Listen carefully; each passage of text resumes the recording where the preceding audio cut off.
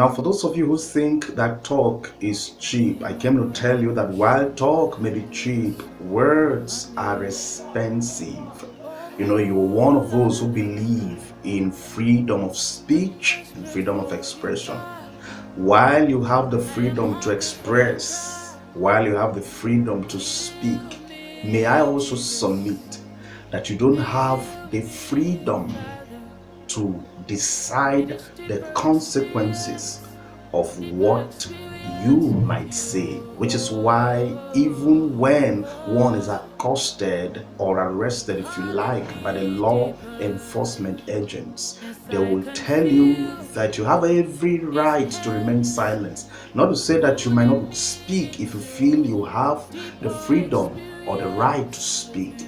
And they will tell you have the right to be silenced because everything or anything you will say might be used against you in a court of law. That is to say that you have the freedom and the right to speak, but you don't have the freedom or the right to decide the consequence of what you have said. Why? Because every word is a transaction. Every word is a currency. Every word is a deposit which you will certainly withdraw. Jesus has a way of saying it if you are a believer in Christ. He said, "Therefore I say unto you that every idle word that men shall speak, they will give an account for." He said, "For with your word or by your word, you will be judged, and with or by your word, you will also be justified." So your word is a determiner depending on the kind of consequences that you will attract. In the life of Moses, Miriam, and Aaron, there was a lesson that they learned in a very hard way.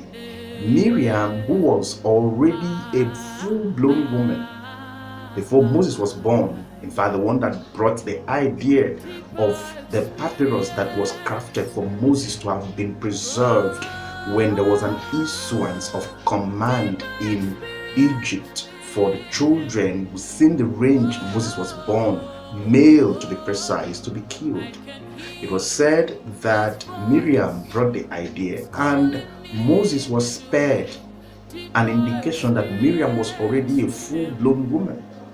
But as it affects a matter of concern in the family, the day came that Miriam and the uncle of Moses, Aaron, who was already the high priest that God ordained to work with Moses, sat together and they poured out concern about their younger brother Moses, whom they felt has strayed. They said, "Why will he leave all the maidens in Israel and stretch his hand to pick a woman from Africa, Ethiopian, to marry?" While they yet speak as they were discussing out of concern, God heard their conversation and it didn't go down well with God. God heard their conversation and it didn't go down well with God. Upon Moses' return, God summoned these three and told Aaron and Miriam that you had the right to have expressed your words. You had the right of your speeches, but then you don't have the right to the consequences.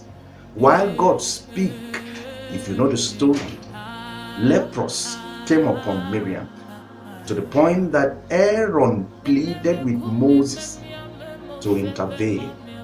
You see, what I'm trying to let you understand is that they have said it the way you feel. Like some will tell you, I say it the way I feel. If you could understand that your feelings is not a good director, your feelings cannot give you the right perspective. Your feelings are not good conductor.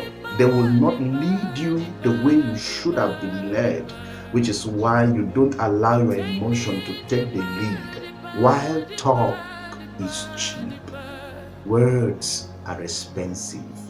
Be careful what you say, because you might express it freely, but the consequence might take you to where freedom is far away.